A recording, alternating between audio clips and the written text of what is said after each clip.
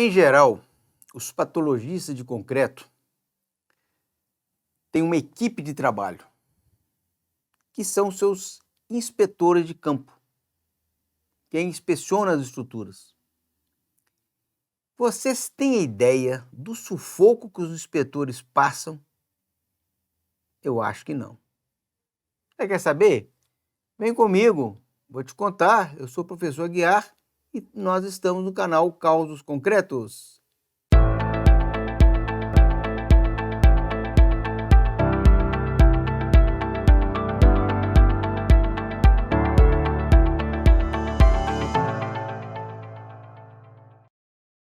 A vida dos patologistas de concreto e dos médicos, dos seres humanos,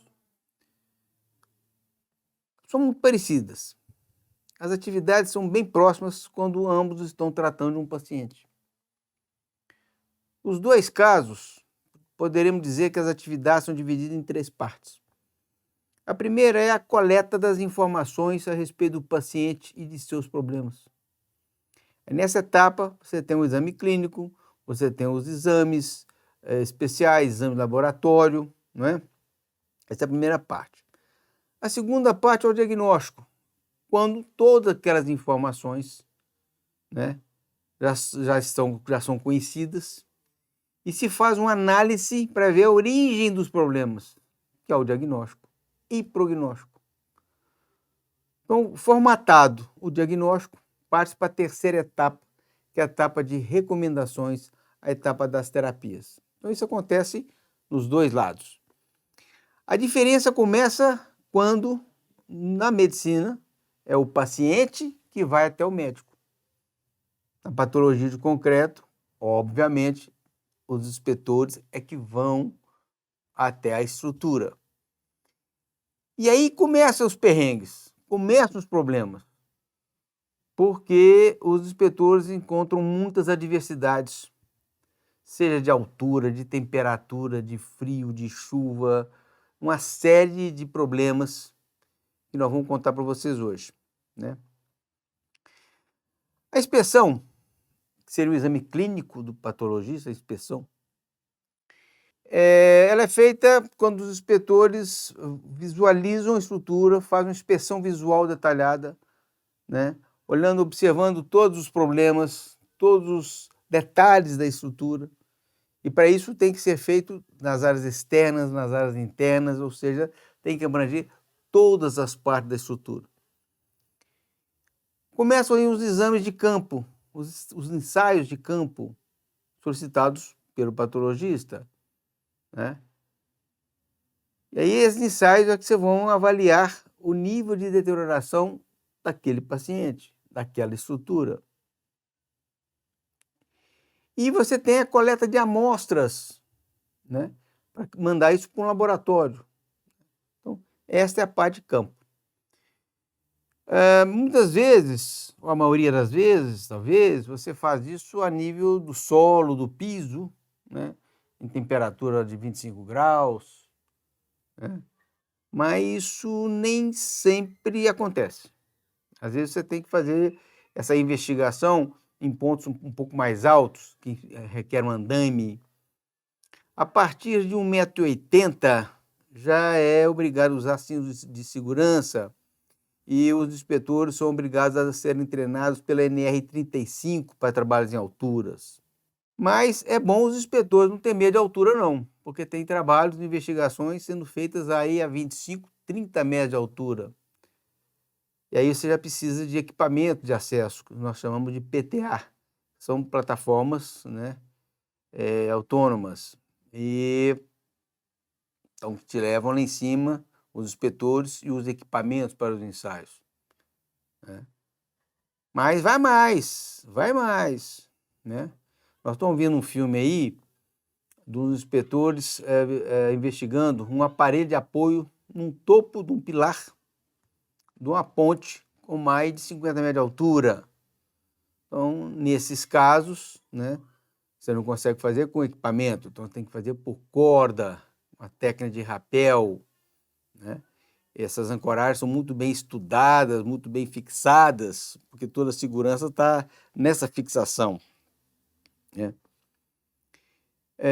Além da inspeção visual, você tem os ensaios lá em cima. Tem aparelhos, são pequenos, fáceis de ser transportados, mas tem os aparelhos pesados, feito, por exemplo, uma extratora de testemunho, pesa 30 quilos, fora a operação dela que vibra muito para tirar as amostras. Não é fácil, né? Não é fácil. Mas pode piorar. Lá em cima pode ter abelhas, é muito comum ter abelhas.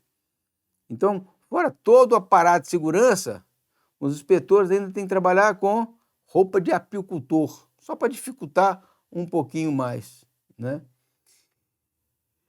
Em trabalhos de altura, volta e meia, nós estamos inspecionando chaminés com 100 metros de altura, 120 metros de altura, e com gases lá em cima, com temperatura. Obviamente, os drones nos ajudam muito a tirar fotografias, inspeção, mas em muitas situações a inspeção tem que ser sensitiva, ou seja, o inspetor ele tem que ir lá principalmente no topo, e aí tem que utilizar essas escadas aí. Esse trabalho é feito com rapel, escadas antigas, né? Realmente é um grau de dificuldade grande. Mas fala muito das inspeções lá em cima, mas tem muitas inspeções que são feitas para baixo do nível do solo. Muitas vezes tem que se prospectar as fundações da estrutura. E muitas estruturas, às vezes, estão encobertas por vegetação. Então tem que ser feita uma roçada para limpar a vegetação para acesso dos inspetores. Observe bem que esses inspetores estão com uma bota, né, de cano alto. Isso é uma perneira. Para quê? Para cobra, né? A presença surgem cobras com uma frequência muito maior do que a gente imagina. E essas escavações são feitas para identificar quais são as fundações, fazer ensaios nas fundações. Essa escavação, até 1 metro, ela vai sem proteção. A partir de 1 metro de profundidade, ela já tem que ser escorada para evitar desbarrancamento, desmoronamento, né? Bom, mas por falar debaixo do nível do piso, né, é muito comum nós inspecionarmos as galerias. E a galeria já é um espaço confinado, aí já precisa de um outro treinamento, que é a NR33 do Ministério do Trabalho. E os inspetores encontram galerias limpas, secas, mas isso nem sempre. Muitas vezes as galerias estão com muita água, muito barro, e ele tem que enfrentar esse barro para poder inspecionar a galeria toda, não é? Algumas vezes é feita inspeção em adutoras de águas pluviais e adutoras longas. Essa foto, por exemplo, é uma adutora de 17 quilômetros. Então isso envolve uma logística muito grande, várias equipes, porque para você inspecionar uma adutora dessa, parou-se a água de alguma cidade. Então o trabalho tem que ser feito muito rapidamente. Então tem uma logística muito grande envolvida nesse processo, né? Mas das galerias, as inspeções mais complicadas, sem dúvida, são as galerias de águas pluviais urbanas nas cidades. Deveriam ser de águas pluviais, mas não são só de águas pluviais. Essas águas são contaminadas, muito contaminadas por esgotos residenciais e industriais clandestinos. O pessoal lança clandestinamente os esgotos, que vem com toda a sorte de excrementos, se você puder imaginar. Então, esses excrementos criam muitos gases.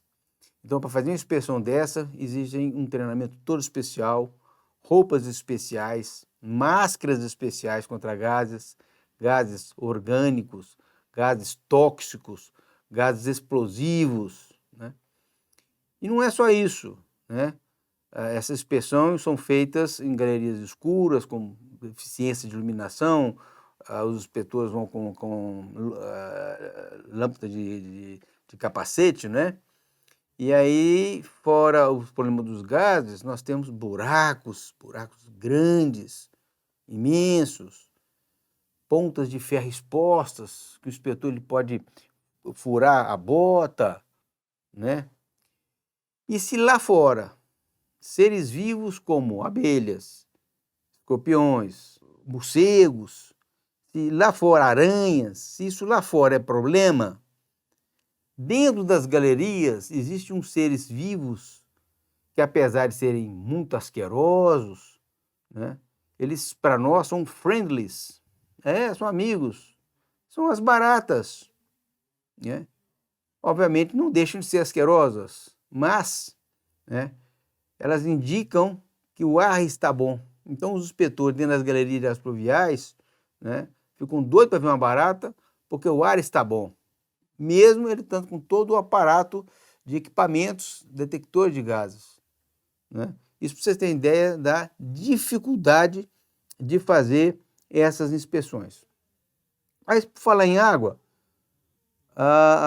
as pontes, principalmente, que têm pontes e barragens, elas têm que ser feitas inspeções nas suas fundações. As pontes de viaduto, as pontes têm que ser inspecionadas a cada 5 anos, as fundações. Então, a inspeção subaquática é uma rotina dos inspetores, né? Aí vai depender muito da profundidade do mergulho. Quanto mais fundo, mais perigoso é.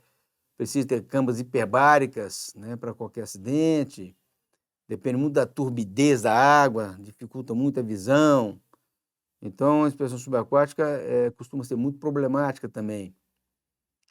E a nível da água, é bom os inspetores gostarem de andar de barco, porque volta e meia estão montados no barco para fazer uma inspeção, seja num porto, seja numa ponte, seja numa barragem, e fazer ensaios, né?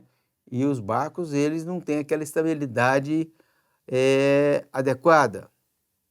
Mas eu diria que na área industrial são onde os inspetores encontram os maiores perrengues, os maiores sufocos, em função da adversidade do clima.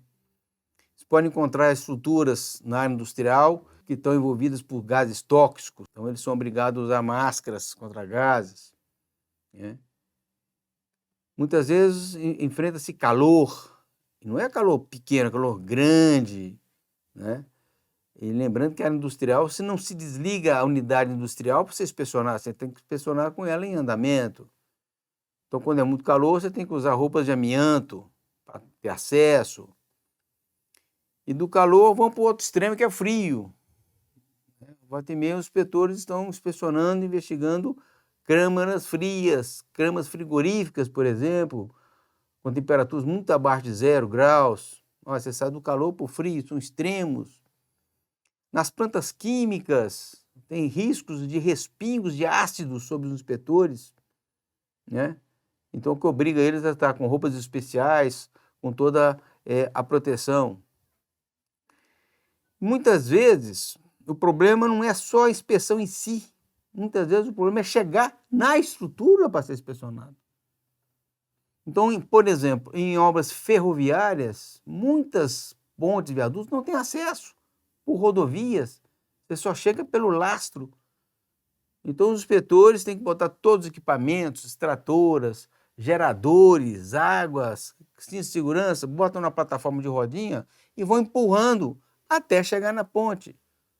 3 km, 4 km, 5 km ou mais, tem que ir, tem que voltar, com o sol batendo em cima, com frio batendo em cima, com chuva. É muita dificuldade, né? Algumas vezes nós temos que fazer inspeção em áreas, em viadutos, em áreas urbanas, sobre favelas. As favelas ocupam, né, os viadutos, e o patologista, ele é responsável pela inspeção, então tem que ser inspecionado, mesmo com casa lá dentro, que obriga um verdadeiro malabarismo de escadas, de acesso para se chegar nas partes a serem investigadas, né? A vida não é fácil dos inspetores. Tenho certeza que vocês não tinham conhecimento disso, né? E eu queria fazer aqui 3 comentários finais. O primeiro, apesar de um trabalho muito árduo, muito duro, não é um trabalho exclusivo dos homens. Tem muitas mulheres, muitas garotas que fazem inspeção também. E fazem um trabalho muito bom, em geral são bem detalhistas. Fazem um trabalho muito legal. Segundo comentário, apesar de todos esses perrengues, todos esses riscos que nós mostramos, e são vários, nada é feito sem segurança. Nada é feito sem segurança. Tudo é feito com muita segurança. Em todas as frentes de trabalho tem um técnico de segurança ou um engenheiro de segurança. No início do dia é feita uma avaliação dos riscos, uma análise de riscos, onde todos os problemas e riscos são avaliados detalhadamente e cada risco é conversado como enfrentá-lo de forma segura, com os EPIs adequados, para que os inspetores, apesar das adversidades, trabalham com segurança, trabalham com conforto, né? Isso é muito importante. E o terceiro e último comentário é o seguinte: as estruturas de concreto, concreto armado, são utilizadas no planeta todo. O concreto armado é o produto da construção civil mais utilizado. Então, todos nós estamos de alguma forma envolvidos com a estrutura de concreto.